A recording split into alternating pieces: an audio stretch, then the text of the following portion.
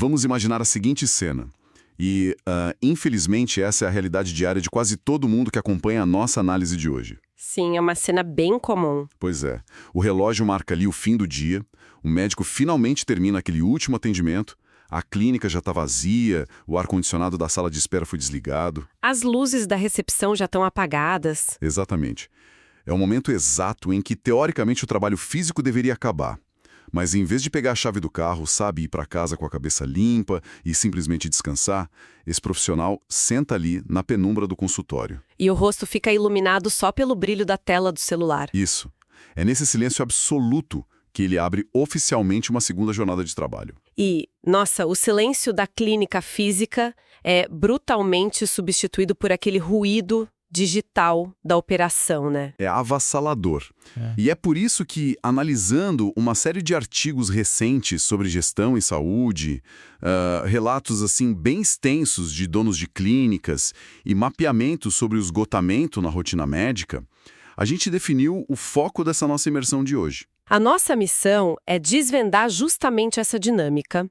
Nós vamos investigar a fundo essa armadilha silenciosa. Aquela que captura o médico, dono do consultório, e acaba transformando ele no gestor de crises, no suporte técnico informal da própria equipe. Exato.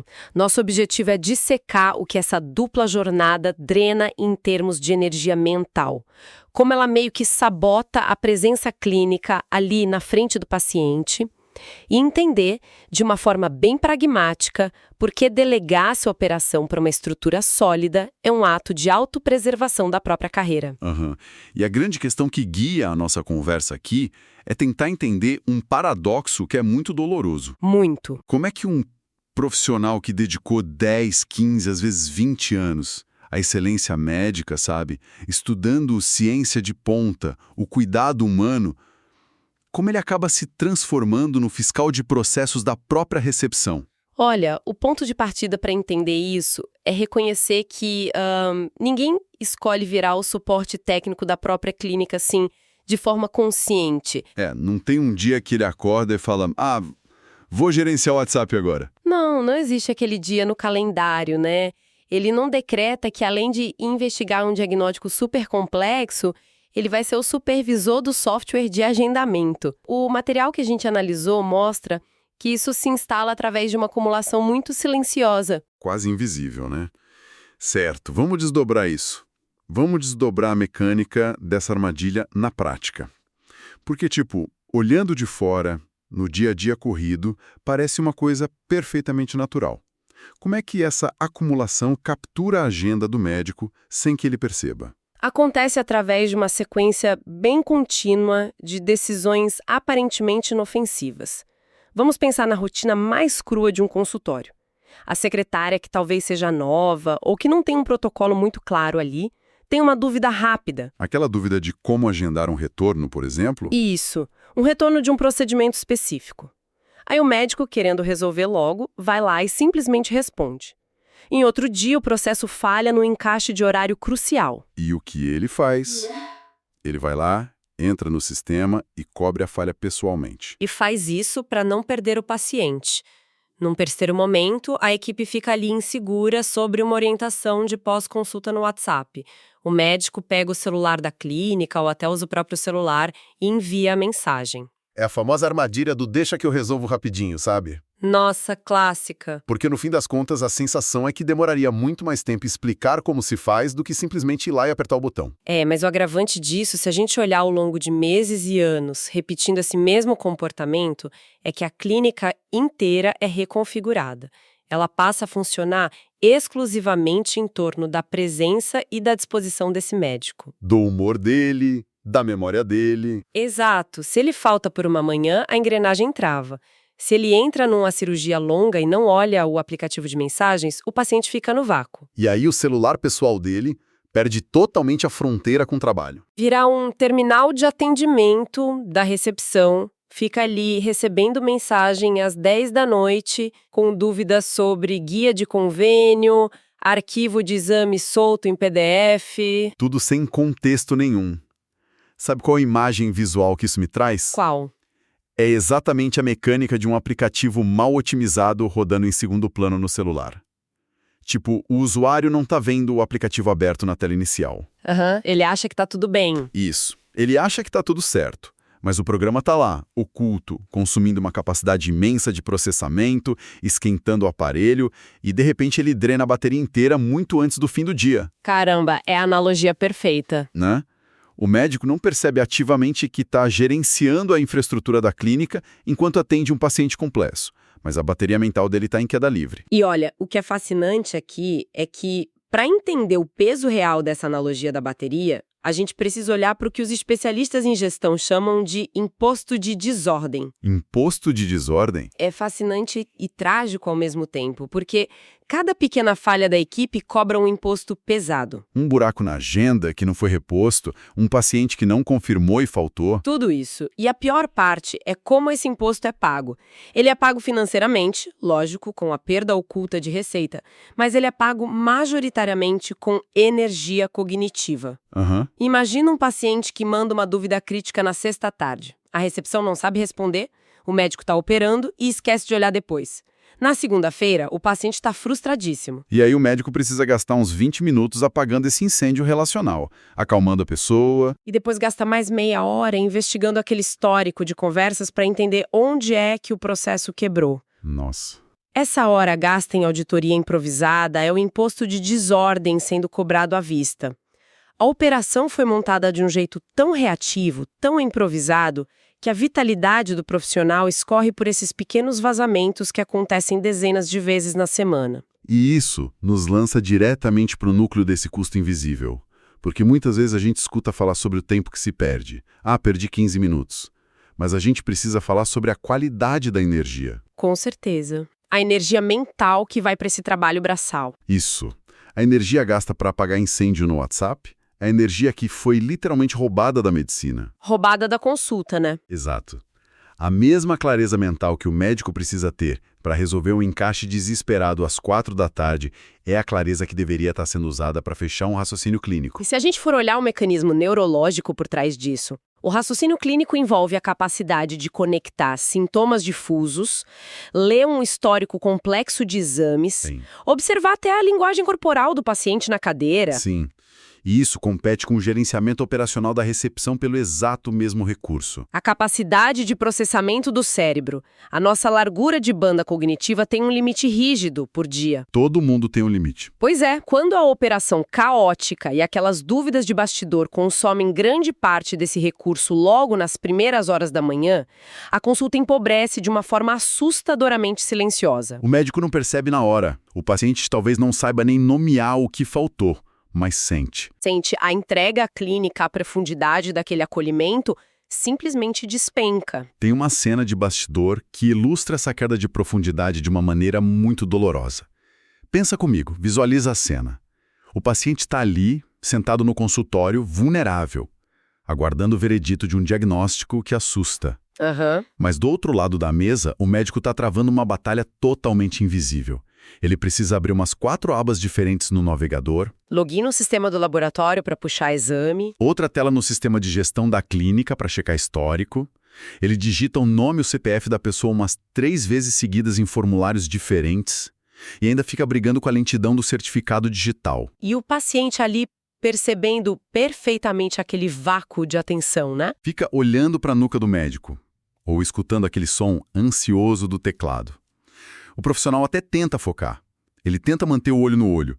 Mas a ferramenta que é fragmentada e o processo quebrado sequestram todo o intelecto dele. Os estudos sobre produtividade dão um nome muito claro para isso, que são as microinterrupções. Microinterrupções? Isso. E os dados sobre isso são implacáveis. Cada vez que o médico precisa parar de investigar a saúde do paciente para investigar qual é o código do procedimento ou onde está a senha do sistema, o cérebro dele sofre uma quebra abrupta de contexto. Nossa! A ciência cognitiva mostra que o cérebro humano pode levar até 20 e poucos minutos para recuperar o foco profundo depois de uma quebra dessas. 20 minutos? Imagina sofrer umas 10 quebras dessas durante uma tarde. A exaustão que ele sente lá pelas 7 da noite não vem de ter atendido muitos pacientes. A fadiga extrema vem desse esforço monumental que o cérebro fez para ter que reiniciar o próprio raciocínio do zero dezenas de vezes. Sim. Mas, olha, espera um pouco. Deixa eu colocar uma lupa num contraponto aqui. Porque isso pode gerar confusão para quem está acompanhando a análise. Claro, manda. Mas não é papel de todo dono de negócio gerenciar. Tipo, de uma padaria até uma startup de tecnologia, todo mundo precisa olhar para os processos e gerenciar a equipe. É a regra do jogo. Por que um executivo consegue delegar e gerenciar um time sem enlouquecer e para o médico dono de consultório isso se torna tão absurdamente tóxico e insustentável? Porque a diferença brutal tá na natureza do trabalho. Pensa num executivo num escritório corporativo. Ele organiza o dia em blocos de tempo. Ele fecha a porta, analisa planilhas por 2 horas, depois faz uma reunião. Ele isola o trabalho. Exato. A medicina opera numa frequência completamente oposta. Ela exige presença clínica ininterrupta. Uma consulta não é uma reunião de negócio, sabe? É um ato de foco absoluto, de empatia investigativa. E quando você coloca um profissional que precisa dessa presença sob uma chuva de demandas picotadas. Tipo a secretária batendo na porta de fininho para checar se o convênio cobre alguma coisa. Ou o computador apitando que um laudo sumiu. Isso gera uma exaustão sistêmica. O executivo gerencia. O médico meio que sobrevive a uma fragmentação diária. E o custo dessa fragmentação, infelizmente, não fica restrito ao horário comercial. Quando a porta da clínica está aberta. Longe disso, o impacto mais destrutivo é o que a gente chama de levar a dívida mental para casa. Nossa, sim. Aquele imposto de desordem continua sendo cobrado na mesa de jantar. É o cenário clássico do cara que está fisicamente em casa, tentando jantar com os filhos ou com o marido, com a esposa, mas a mente continua presa lá na recepção escura. Ele fica mastigando a comida e pensando, será que confirmaram a primeira cirurgia de amanhã? Será que eu lembrei de enviar aquela receita? O consultório quebrado vira um convidado invisível na vida pessoal dele, sentando à mesa todo santo dia. E é aqui que a gente chega na parte mais complexa da nossa conversa. Porque a dor é super evidente. O cansaço é muito real. Mas mesmo sabendo de tudo isso, mesmo sentindo a exaustão batendo no limite, largar o controle parece quase impossível. É o paradoxo do controle. Sim, se a dor de gerenciar tudo é tão insuportável, se a dívida mental é tão alta, por que é tão difícil simplesmente abdicar? Delegar de vez e colocar um ecossistema que resolva o problema. Isso levanta uma questão importante, porque as análises mostram que esse bloqueio quase nunca é técnico. Ele é profundamente emocional. Tem a ver com a identidade da pessoa. Tem raízes muito entrelaçadas na identidade de quem veste o jaleco. Imagina aquele profissional que construiu o próprio consultório do zero. Ele pintou a parede, comprou a primeira cadeira. Atendeu o telefone nos primeiros anos. Exato. Isso cria um senso quase inabalável e bem perigoso de que ele é a única pessoa capaz de garantir a qualidade. É uma espécie de complexo de Salvador. E ele passa o dia apagando os incêndios da operação porque ser o bombeiro da clínica traz uma falsa sensação de segurança para ele. Dá aquela ilusão de que as coisas estão sob controle, mesmo que esse controle esteja destruindo a saúde dele. Tem um orgulho ferido nessa transição, não tem? Um sentimento meio silencioso de que, poxa, eu segurei o piano dessa operação na minha memória e no meu suor até hoje. Por que alguém faria melhor? Tem muito orgulho envolvido. E junto vem uma culpa quase irracional quando se pensa em passar o bastão. É um medo paralisante de que, sem a vigilância microscópica dele, a recepcionista vai errar o tom com o paciente VIP, por exemplo. De que o padrão despenque e a reputação que ele levou 2 décadas para construir seja arranhada publicamente por um erro bobo de comunicação. E tem um viés psicológico fortíssimo que ancora essa paralisia. É super documentado na economia comportamental, que é a aversão à perda. A aversão à perda. O ser humano sente a dor de perder algo com o dobro da intensidade do prazer de ganhar algo novo. Então, para o médico, o medo de que imigrar para uma automação gere perda de histórico é aterrorizante. Sim, o medo de travar a agenda numa semana crítica, ou de ter que demitir uma equipe de confiança. Na balança cognitiva dele, o cérebro acaba preferindo a dor que já conhece. Aquele imposto de atrito diário, a exaustão que já é familiar. Isso, ele prefere isso ao risco de uma mudança para um território operacional que ele não domina. É o famoso, minha agenda já vive cheia, não posso arriscar mexer nos processos agora e travar tudo. A pessoa suporta o caos de forma meio estoica porque o caos já é o ambiente natural dela. O que revela uma contradição brutal, né? Ele deseja genuinamente a paz, ele sonha com uma operação que funcione no silêncio, Que acolha o paciente sem depender dele. mas pela forma como o negócio foi estruturado, o crescimento da clínica virou sinônimo de mais caos. Quando a agenda lota, a desordem escala na mesma proporção. O telefone não para. Falha mais. Os pacientes reclamam mais na recepção. E o resultado trágico disso é que o médico passa a punir o próprio sucesso de forma inconsciente. Ele cria barreiras para o crescimento, recusa expandir, só para não perder o que ainda resta do controle e da sanidade dele. E o peso emocional disso é esmagador. Porque pensa bem, é muito exaustivo ser, ao mesmo tempo, o melhor médico da sala, super atualizado, e o gerente de processos de toda a operação. E tem um conflito de valores gigante aí. Tem. Ele cobra de si mesmo uma humanidade absurda durante a consulta, mas muitas vezes se sente culpado ou tirano por ter que cobrar protocolos da equipe de recepção. Ele vive trancado nesse estado de hipervigilância e a hipervigilância drena a alma. O diagnóstico final dessa fase é que ele não está só fisicamente cansado, ele está cognitivamente saturado. E é por isso que quando alguém fala de implantar um sistema novo, o cérebro dele entra em curto. Porque soa como mais trabalho, mais microgerenciamento. Ele não quer mais um sistema para fiscalizar, ele quer respiro, ele quer ter um fechamento psicológico limpo no fim do dia. E aqui é que a coisa fica realmente interessante, porque isso nos conduz para o grande ponto de virada da nossa análise. O conceito de maturidade empresarial e o resgate da presença. Exatamente. Porque a saída para esse labirinto não é trabalhar mais horas para dar conta de tudo, e nem contratar um monte de gerentes. A rota de fuga é a maturidade operacional. Uma clínica que atinge a fase adulta funciona no silêncio. Ela é ancorada em processos inquebráveis e não no heroísmo do médico a cada manhã. A maturidade no cenário da saúde é quando o dono aceita que a infraestrutura tem a obrigação de sustentar o padrão sem depender dele. A inteligência do negócio precisa sair da memória volátil da recepção e ir para o ecossistema. E para uma agenda que lê regras e se confirma sozinha. Para uma automação fluida que responde dúvidas antes do paciente mandar o WhatsApp. A inteligência passa a morar na infraestrutura. E tenta visualizar comigo essa metáfora.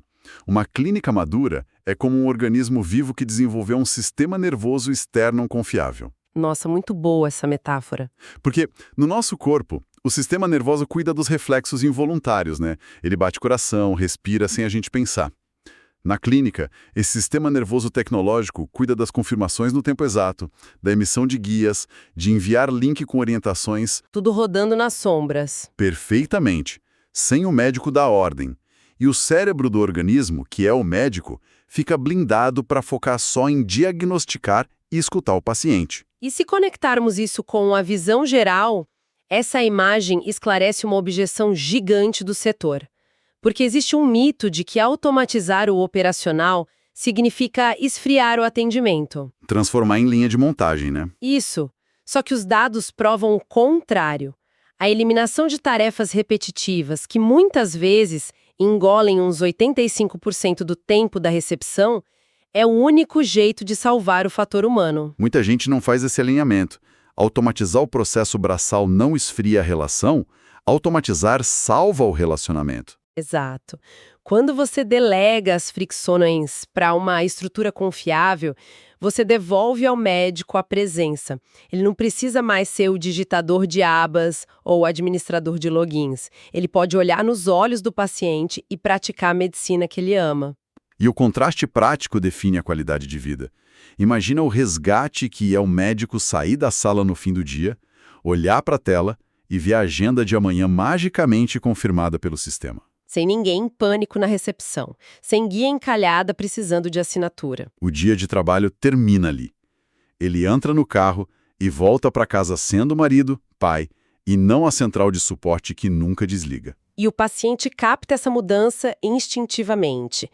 Tem médico que acha que responder o WhatsApp à meia-noite é ser prêmio, mas a verdadeira percepção de alta qualidade dispara quando a operação de bastidor é invisível e fluida. Quando o paciente não encontra atrito, Ele projeta essa excelência na capacidade clínica do médico. Para ele, uma operação que flui é a prova de uma medicina inquestionável. Então, amarrando as pontas desse nosso quebra-cabeça, a exaustão que devasta tantos profissionais da saúde quase nunca vem do fato de terem muitos pacientes. O esgotamento é processual, vem do atrito permanente, do excesso de improviso. E retomar o controle não exige que o médico vire programador, né? Exige uma ruptura emocional. Aceitar deixar de ser sequestrado pelas falhas da própria clínica. A tecnologia, bem aplicada, atua como um escudo protetor da energia mental do profissional. Devolvendo o direito de focar na ciência. E para quem acompanhou toda essa nossa conversa de hoje, eu queria deixar um pensamento provocativo no ar. É fundamental. Se uma clínica só funciona quando o dono lembra de absolutamente todos os detalhes, apaga os incêndios e atua como um motor de cada processo, de quem é o negócio? O médico é dono da clínica? Ou a clínica se tornou dona da vida do médico? É isso que separa o exausto do empreendedor maduro. Uma estrutura que depende do seu desgaste e da sua ausência em casa não é um negócio de sucesso, é uma prisão de luxo. A virada acontece quando a vocação clínica é protegida pelo silêncio da operação. Exatamente. E é por entender a urgência de resolver esse peso que a RIEP existe. Mapear o caminho para construir essa infraestrutura invisível é o que a gente propõe. Então, para quem nos ouve e deseja atingir essa maturidade empresarial, blindando a própria energia mental, nós deixamos aqui o convite para conhecer a RIEP através do link que está disponibilizado logo abaixo. Afinal, a cena perfeita não é o profissional no escuro, iluminado pelo celular resolvendo pepino. A cena perfeita é a luz que se apaga, a porta que tranca e o dia que finalmente pode chegar ao fim. Até a nossa próxima conversa.